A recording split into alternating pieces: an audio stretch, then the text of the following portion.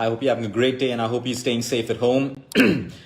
Today you have a choice. You have a choice to choose between health care and you have a choice to choose between sick care. What's the difference between health care and what's the difference between sick care? If you choose sick care, you choose basically a system where you keep medicating yourself, never changing your lifestyle, not changing the way you eat, the way you sleep, the way you move, the way you think, and that's why you stay sick. Or you can choose healthcare, where, yes, you listen to your doctors, you take the medication that they give you, you take the treatment that's prescribed to you, but you also change your lifestyle. So over time, the symptom that you went to your doctor with, it starts getting better and better, and your doctor can slowly wean you off that medication if possible, because you changed your lifestyle and you addressed the root cause of the problem or your sickness. So you have that choice today, sick care or health care. Okay, we all choose to start crying when people die around us, loved ones die of diseases and all of that stuff. And yes, it is sad. I'm not taking away from that. But do we learn our lessons from most of the deaths which happened way too early, which were within our control? Poor lifestyle, over medication, not changing the amount of stress that we have in our life because we choose not to, sleep deprivation, lack of exercise, sedentary lifestyles, junk food and processed food that causes disease in our children, juvenile diabetes. And then we just sit back and cry when we lose control over human health without introspecting to see what we failed to do. It doesn't have to be too late. Every single day that we're alive is a gift from God, is a gift to ourselves, saying that it is possible to make change. Now we can take that day for granted and continue with our miserable lives of abusing our body and all of that stuff. Or we can decide to make small little changes, not extreme, enjoy life, enjoy your desserts, enjoy a little bit of sugar, enjoy going out and socializing, doing everything in balance without abusing the human body. And that is healthcare. That is how you're going to look after and respect your body. What you disrespect is taken away from you. You disrespect money, you lose it. You disrespect people in relationships, you lose it. You disrespect anything, including your health, and you lose it. What I'm talking about today is your gut health. Everyone knows, oh, gut health. Everyone talks about it in society like it's the latest fad. But how many people are doing something about it? Okay, especially when medical science today shows us the link between poor gut health and obesity, the link between poor gut health and diabetes, between poor gut health and cancer, low immunity, Alzheimer's, Parkinson's, cognitive brain disorders, poor hair quality, poor skin quality, high triglycerides, high inflammatory levels like CRP in the human body, thyroid issues, endocrine issues, all linked with poor gut health. Yet, we're looking for the next superfood. We're looking for the next nutraceutical, the next vitamin, the next supplement, the next fad program. We're waiting for Google to throw that option to us so we can try yet another program that's going to fail for us. But all we need to do is step back and start building our own gut health. It isn't rocket science. Of course, if you are currently in a position where your gut health is really messed up, you may need help and professional guidance. But if not, you can start making that change today, right now, today, because your gut is your second brain. It is called the enteric nervous system, the ENS. It is constantly corresponding with your main brain, which is why you get nervous, you feel it in your gut. You get anxious, you feel it in your gut. 100% of the IBS cases are caused because of anxiety, stress, and chronic worry. 100%. That's why there's no medicine. There is no medicine that can fix it. At the most, your doctor is going to put you on an antidepressant or an anti-anxiety drug and stuff like that, because they do know that anxiety causes most IBS. So again, how do we build great gut health in the simplest way? I'm going to drop simple lifestyle tips and simple foods that you can do right away. But like I said, if you have severe gut problems already, some of these foods may actually be worse for you. So make sure that you're taking professional guidance. The second thing you need to understand about your gut, everyone's gut is different. Everyone's gut is unique. What suits you doesn't have to suit someone else. But here are some of the changes that we can make. Number one, your diet has to be diverse. Diversity. Why?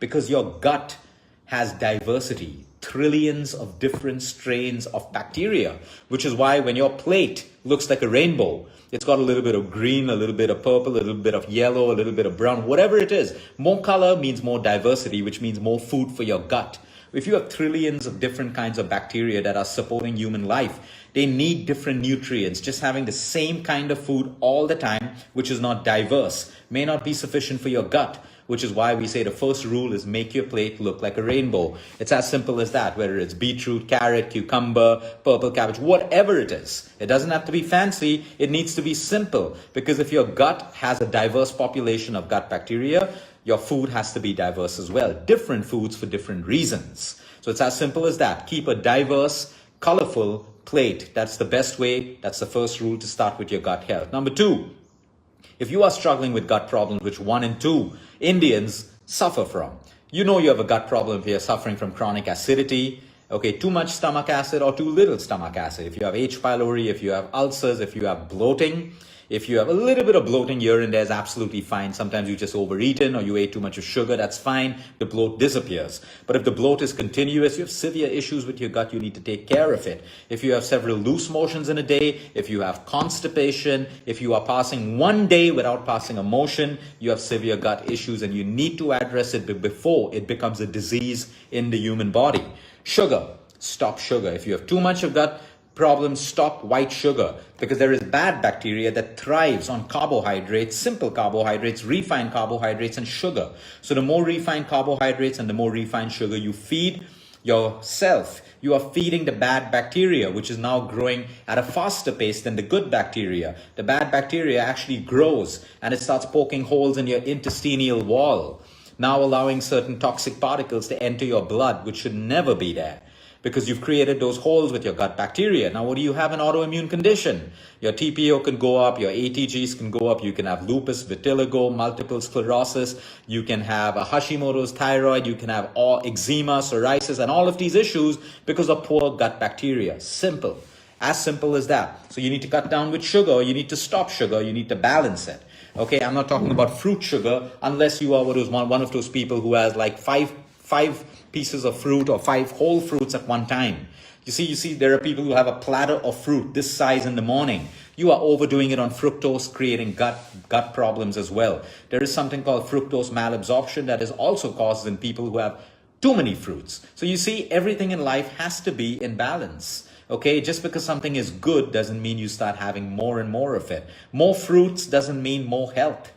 More nuts doesn't mean better health. Okay, more biotin doesn't mean stronger and longer hair. So we need to understand less is more. Quality and quantity is extremely important. So be careful of white sugar. What should your diet contain? A variety of fruits, vegetables, whole grains, legumes, lentils, and lean protein. Everything that we've been eating for years. A balanced diet. But yet we choose extremes. To lose weight, we lose weight. But we have severe gut issues. I can't tell you, if I put a number to it, we have thousands of people who have lost weight and they come to us with the most severe gut issues, the most severe acid reflux, the most severe bloating, because they lost weight the wrong way. And they're not happy right now. Imagine losing weight, but having a new issue of gut problems, not being able to sleep at night because you have acid reflux, because you lost weight the wrong way through extreme fad diets. There are loads of people today intermittent fasting on coffee, black coffee. And before science shows them that they are destroying their bodies, destroying their lower esophageal sphincter. Okay, and all of that stuff, you have to understand. There are thousands and millions of people who are having balanced diets and balanced lifestyles with great bodies, great weight, maintaining it, and psychologically happy. Why do you choose extremes? Why do you need an extreme diet when there is enough of proof around the world that balance works for everyone? So the more extreme diets you do, the more you deprive your gut out of key elements, which you will never find in a nutraceutical or a pill. Okay, a nutraceutical, a pill, or a supplement may be great. I'm not against them. They are necessary for necessary reasons. But they can never replace real food. We need to understand that. Now, of course, there are a lot of powders that can replace pesticide-laden food, but your supplements that you think you're popping can never replace real food. So, a balanced diet. Who said whole grains are bad? Who said whole grains are bad? Whole grains are loaded with vitamins and minerals, and you'll have people saying that the cavemen never ate it and agriculture came 10,000 years later and all of that crap. My question to you is, what about millions of people who are having whole grains, have zero health problems, have zero weight problems, are happy, and their lives are just perfect?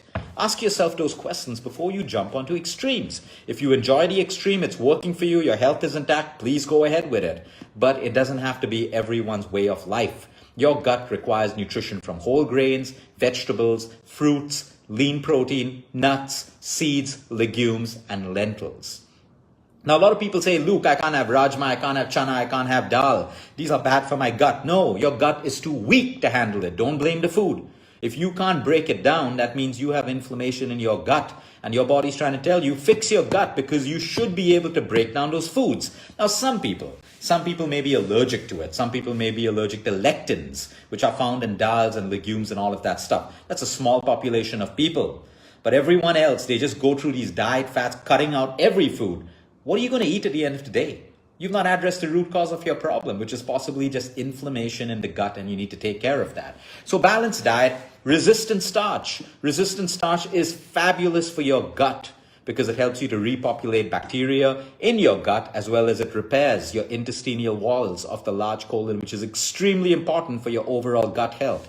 We find that in green bananas or green banana flour. In potatoes, which are boiled and then cooled, completely cooled potatoes are a powerful resistant starch, but yet half the world thinks potatoes make them fat. Half the world thinks potatoes make them fat. And you look at Europeans who tend to have the best health, the best bodies, they have potatoes at every single meal. Potatoes used to be a staple food in the Indian diet until people got lazier, started overdoing it on the carbs, started overdoing it on the sugar, got diabetes, and started blaming the potato. Okay, what about millions of people who are eating potatoes and don't have any problems caused by potatoes? So you see, we all see the world the way we want to see it. Okay, now you got to start seeing it for what the real truth is. Potatoes are not your enemy. White rice is not your enemy. Okay, if it was your enemy, it would be the enemy of thousands and millions of people who are eating it as their staple diet every single day without any health problems that most other people who are depriving themselves of have. So we have potato, we have we have rice kanji. I've spoken about this millions of times. It's staple to our country, staple to different parts of our country. You take cooked rice, leftover cooked rice, cool it, put it in a little mud pot or any pot, cover it with water, ferment it overnight, just leave it outside, not in the fridge, and in the morning, consume the water, consume the rice, consume what you want. There are local recipes where people add a little bit of chili, a little bit of onion, mustard seeds. That's up to you. That is brilliant for your gut. I can't tell you the amount of testimonials from around the world that poured in when they started having rice kanji. People's bloating, acidity, everything got better just by doing that and making lifestyle changes. When it comes to nuts, your favorite nuts for your gut would be almonds and pistachios. Of course, unsalted. Then we have yogurt. If you're lactose or lactase intolerant and you cannot get ethically sourced yogurt, which is fabulous for your gut, you can do sokra, you can do kimchi, you can do pickles, which are ethically made without all the heavy refined salt in and all the sugar in. You can do kombucha, you can do kefir, all different probiotics available. You can make it at home, you can buy from a good source, it's up to you. Artificial sweeteners became a $1 trillion industry at one point because they told people it's low in calorie, you lose weight, it's great for diabetics. Yes, and that's what they sold on. Okay, but today we have science showing us that yes, it may be low in calories, but we also know it causes impaired insulin resistance, and it is actually bad for your blood sugar levels. So stop getting fooled with all of these things. There are no shortcuts when it comes to human health. Artificial sweeteners are disastrous for your gut health, period. Disastrous. At the most, you may want to do a little bit of stevia, you may want to balance your sugars, or you may just want to reverse your type 2 diabetes so you can have a normal life, because there are millions of people reversing their type 2 diabetes by putting in effort, discipline, and the right lifestyle changes. Moms who are currently pregnant or about to deliver or planning to have kids, if you want better gut health for yourself and your child, plan to breastfeed for a minimum of 6 months and a maximum of how long you want to do it. Breastfeeding is extremely important for your gut health and your child. Then we have mushrooms, which are a rich source of beta-glucan, excellent for your gut. Included in your foods, oats as well, but not the instant oats. Everyone eating instant oats, please, without disrespect, it's a joke to your body. Okay, you're getting zero benefit of oats because instant oats are stripped of everything. That's why they can cook quickly. They're useless for you. They make you hungry way, way faster. And just because you're adding goji berries to them, pumpkin seeds, flax seeds to them, it's adding a little bit of health, but your oats are useless. You need to get oat groats, which take about 10 minutes to cook, 12 minutes to cook. Pressure cooker, it's even faster. Now that's a rich source of beta glucan, which can really help you with your gut, the kind of fiber that your gut needs, and keep you full for a longer time. And now you can add your goji berries and everything else that you want to that. Barley as well. You get barley grains. You can make a pulao out of it. You can boil barley, add it to your salads. Fantastic for your gut health.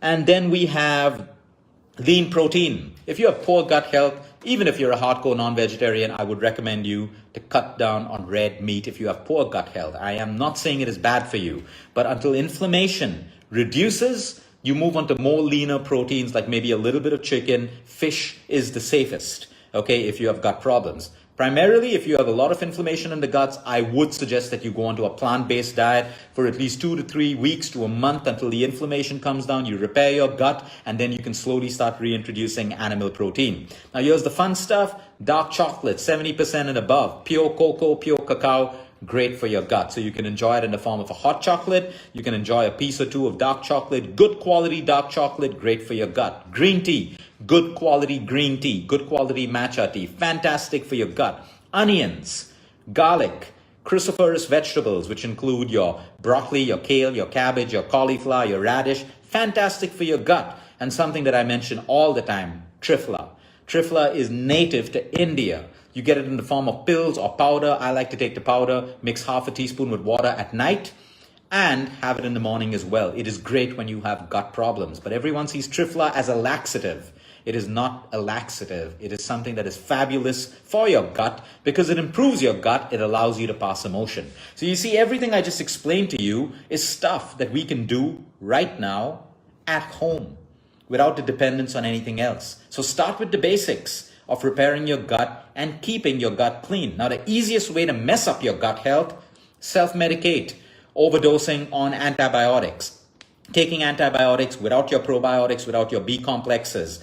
Okay, sleep deprivation affects your gut health. Emotional stress affects your gut health, which is why when you're emotionally stressed, you have massive cravings to feed your bad bacteria with sugar and carbohydrates. When you're emotionally stressed, who craves an apple? Who craves a pineapple? No one. We crave sugar, candy, chocolate, carbohydrates, and all of that stuff because it's your bad bacteria that grows more when you are under stress. Sedentary lifestyle, the worst for your stress. Junk food, processed food. Learn to read labels is the worst for your gut. So you see, there's so much that we can automatically do.